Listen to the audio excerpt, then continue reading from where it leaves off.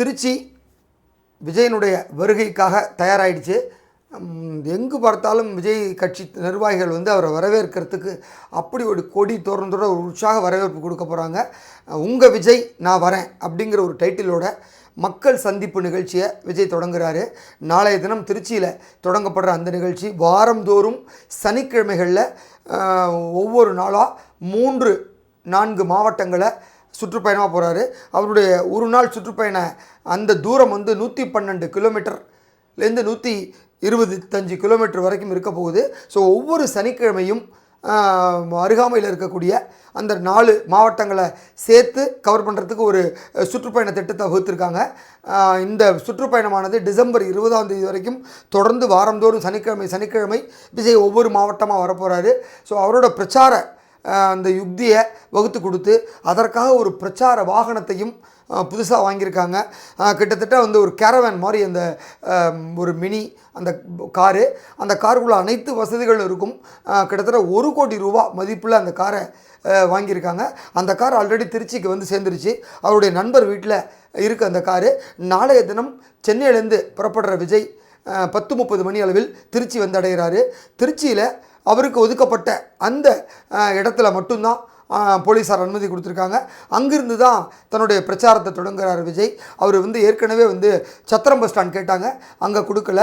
அப்புறம் மரக்கடை பகுதி கேட்டாங்க, அந்த இடத்துல தான் இப்போ அனுமதி கொடுத்து அங்கிருந்து வந்து தன்னுடைய பிரச்சாரத்தை தொடங்குகிறார் விஜய். இதற்காக வந்து அவர் தயாரித்து ஒரு மிகப்பெரிய அவர் என்ன பேசணுமோ அந்த பேசக்கூடிய விஷயத்தையும் ஒரு புல்லட்டினை ரெடி பண்ணி கொடுத்துருக்காங்க.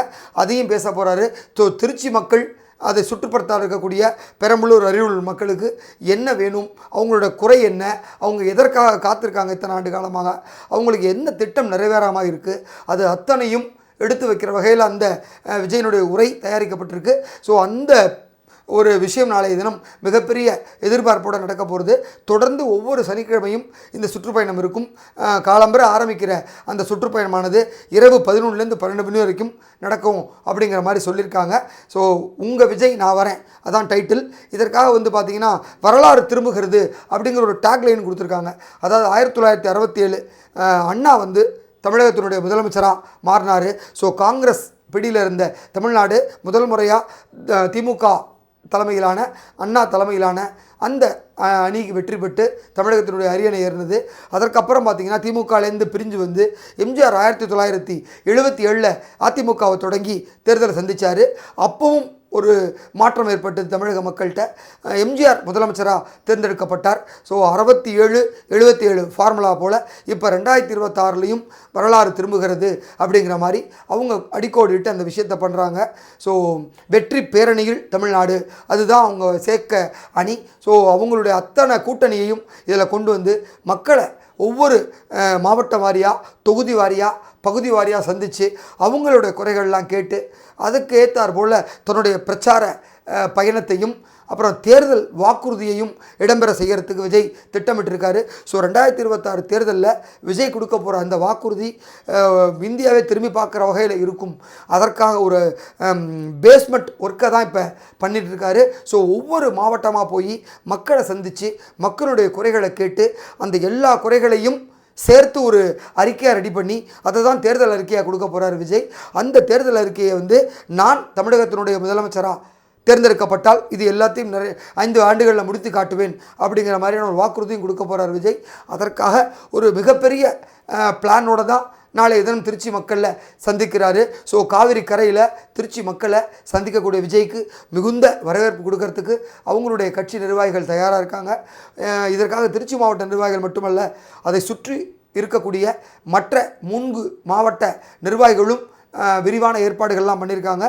ஸோ விஜய் திட்டம் ஒரு இந்த போலீஸார் மட்டுமல்ல, ஆளுங்கட்சி, எதிர்கட்சி, மற்ற அரசியல் கட்சி எல்லாரும் உற்று நோக்கக்கூடிய ஒரு பயண திட்டமாக இருக்குது. நாளைய தினம் முதல் மக்கள் சந்திப்பு நிகழ்ச்சியில் விஜய் என்ன பேச போகிறார், அவரோட உரை எப்படி இருக்க போகுது அப்படிங்கிறதெல்லாம் கூர்ந்து கவனிக்கிறாங்க. இதற்கிடையே வந்து இந்த அனுமதி வாங்கிறதுக்கே வந்து நாக்கு தள்ளி போச்சு விஜய் கட்சி நிர்வாகிகளுக்கு. கிட்டத்தட்ட நடையாக நடந்து போலீஸ் ஸ்டேஷனுக்கு ஒவ்வொரு இடத்துலையும் தடங்கள் மேலே தடங்கள் கொடுத்து அவங்களுக்கு ஏகப்பட்ட கட்டுப்பாடுகள் விதித்து ஃபைனலாக தான் இந்த விஷயத்தை கொடுத்துருக்காங்க. ஸோ எல்லாரும் நடைபயணத்துக்கு அனுமதி கேட்டால் கொடுத்துட்றாங்க. ஒரு ஆர்ப்பாட்டம் அனுமதி கேட்டால் கொடுத்துட்றாங்க. ஆனால் விஜய்னு ஒரு விஷயம் கேட்டால் அதுக்கு தான் தடை போடுறாங்க. அதுவும் வந்து நிறைய கட்டுப்பாடுகள். அதாவது போலீஸார் எங்கே அனுமதி கொடுத்துருக்காங்களோ அங்கே மட்டும்தான் விஜய் பேசணும். பேசி முடித்ததுக்கப்புறம் அவருடைய வாகனத்தில் தான் போகணும். எந்த இடத்துலையும் இறங்கி ரோட்டில் நடந்து போகிறதோ, அறிவிக்கப்படாத இடத்துல வாகனத்தை நிப்பாட்டி பேசுகிறதோ கூடாது அப்படிங்கிற விஷயங்கள்லாம் போலீஸார் அறிவுறுத்தியிருக்காங்க. ஸோ இது திட்டமிட்டு ஆளுங்கட்சியினுடைய சதி மாதிரி தான் இருக்குது அப்படின்னு சொல்லி அவங்க வந்து நீதிமன்றத்தை நாடணும் அப்படிங்கிற முடிவோட தமிழக வெற்றிக் கழகத்தினுடைய வழக்கறிஞர் பிரிவு நிர்வாகிகளுக்கு விஜய் ஒரு உத்தரவு கொடுத்துருந்தார். நம்ம நீதிமன்றம் மூலிமா நமக்கு தேவையான விஷயங்களை கேட்டு பெறுவோம் அப்படின்னு சொல்லிட்டு அதுக்கப்புறம் ஃபைனலாக வந்து திருச்சியில் அந்த மரக்கடை பகுதியில் ஒரு அனுமதியை கொடுத்துருக்காங்க. இருந்தாலும் இவ்வளவு கட்டுப்பாடு ஏன் எங்களுக்கு மட்டும் கொடுக்கணும் அப்படிங்கிற மாதிரி அவங்க கேட்டாலும் இதற்கு பின்னணியில் இருப்பது திருச்சி மாவட்ட அரசியலுடைய முக்கிய புள்ளியாக இருக்கக்கூடிய அமைச்சர் கே நேரு, அதுக்கப்புறம் அமைச்சர் அன்பில் மகேஷ், இவங்க 2 பேருடைய அறிவுறுத்தலின் காரணமாக தான் போலீஸார் வந்து இவ்வளவு கட்டுப்பாடு கொடுத்துருக்காங்க விஜய்க்கு அப்படிங்கிற மாதிரியான ஒரு தகவலும் கிடைக்கப்பட்டிருக்கு. இதனிடையே பார்த்திங்கன்னா நேரு கிட்ட இது குறித்து பத்திரிகையாளர்கள்லாம் கேள்வி எழுப்பியிருக்காங்க. அவரும் வந்து ஒரு அரசியல் கட்சி தலைவராக இருக்கார். அவரும் மக்களை சந்திக்கிறதுக்கு ஒரு அனுமதி கேட்குறாரு. அதுக்கே நீங்கள் கொடுக்க மாட்டேங்கிறீங்க அப்படிங்கிற மாதிரி சொன்னதுக்கு, பொதுவாகவே நாங்கள் வந்து எதிர்கட்சியாக இருந்தப்போ அப்போதைய ஆளுங்கட்சியாக இருந்த அதிமுக கிட்ட நாங்கள் திருச்சியில் ஆர்ப்பாட்டம் பண்ணுறதுக்கு இது மாதிரி போலீஸார்ட்ட அனுமதி கேட்டோம். அவங்க வந்து எங்களுக்கு புத்தூர் 4 ரோடு சந்திப்பு பக்கத்தில் தான் வந்து அனுமதியை கொடுத்தாங்க. ஸோ போலீஸார் ஒரு சில இடங்களில் கண்டுபிடித்து அங்கே தான் வந்து ஆர்ப்பாட்டம், பேரணி உள்ளிட்ட போராட்டங்கள் நடத்த அனுமதிக்கக்கூடிய இடமா தேர்வு பண்ணி வச்சுருக்காங்க. அந்த இடத்துல மட்டும்தான் அனுமதி கொடுப்பாங்க. இதில் எங்கேயுமே போலீஸ் வந்து அவங்களுக்கு எதிராகவோ இல்லை சதி வேலை பண்ணணுங்கிற ஒரு எண்ணத்தோடு நடந்துக்கல. போலீஸார் அவங்க கடமையை பண்ணாங்க அப்படிங்கிற மாதிரி ஒரு பூசி மொழி ஒரு பதிலை சொல்லியிருக்காரு கே நேரு. இருந்தாலும் திமுகவிற்கு விஜயை பார்த்தா ஒரு பயம் இருக்குது அப்படிங்கிறதுல எந்த மாற்று கருத்தும் இல்லை. அது மக்கள் சந்திப்பில் மக்கள் விஜய்க்கு கொடுக்க போகிற அந்த ஒரு மகத்தான ஆதரவுக்கு அப்புறம் அந்த பயம் இன்னும் கொஞ்சம் பீதியாக மாறுறதுக்கு வாய்ப்பு இருக்குது. ஸோ என்ன நடக்க போகுதுன்னு பொறுத்திருந்து பார்க்கலாம். இதோடு வந்து இந்த ஒரு பயண திட்டத்தில் கட்சியினுடைய நிர்வாகிகள் யாரும் பின்னாடி பின்தொடரக்கூடாது, விஜயனுடைய வாகனத்தை தொடர்ந்து கட்சி நிர்வாகிகள் வாகனங்கள் அணிவகுத்து வரக்கூடாது என்பது போன்ற பல்வேறு கட்டுப்பாடுகளை கொடுத்துருக்காங்க. ஸோ போலீஸார் வந்து 4லேருந்து 5 வாகனங்கள் வரத்துக்கு மட்டும்தான் அனுமதி கொடுத்துருக்காங்க. அநேகமாக கட்சியினுடைய பொதுச் செயலாளர் இருக்கக்கூடிய புஷி ஆனந்த் கூடவே இருப்பார். அப்புறம் வந்து கட்சியினுடைய கொள்கை பிறப்பு செயலாளர்களாக இருக்கக்கூடிய 2-3 பேர் உள்ளிட்டோர் வந்து முக்கிய நிர்வாகிகள் விஜய் பின்னாடி இந்த சுற்றுப்பயணத்தில் இருப்பாங்க. ஸோ ஒவ்வொரு சனிக்கிழமையும் இந்த சந்திப்பு இருக்க போகிறது. அது என்ன தொடர்ந்து போகக்கூடாதா சனிக்கிழமை அப்படின்னு சொல்லி மற்றவர்களும் ஒரு கேள்வி எழுப்பியிருக்காங்க. அதற்கு விஜய் தரப்பில் வந்து ரொம்ப அழகான பதிலையும் சொல்லியிருக்காங்க. வார நாட்களில் வந்து நான் மக்கள் சந்திப்புக்கு போனால் அங்கே வந்து தேவையில்லாத பிரச்சனைகள் ஏற்படும், ஒரு போக்குவரத்து நெரிசல் ஏற்படும், பல்வேறு இடர்பாடுகள் ஏற்படும்.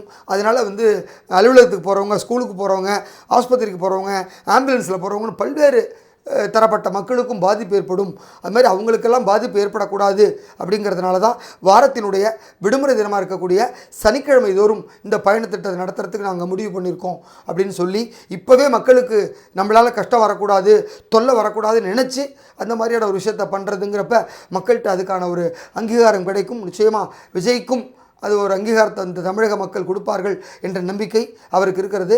அதனுடைய வெளிப்பாடாகத்தான் நாளை தான் திருச்சியிலேருந்து தன்னுடைய பிரச்சாரத்தை தொடங்குகிறாரு.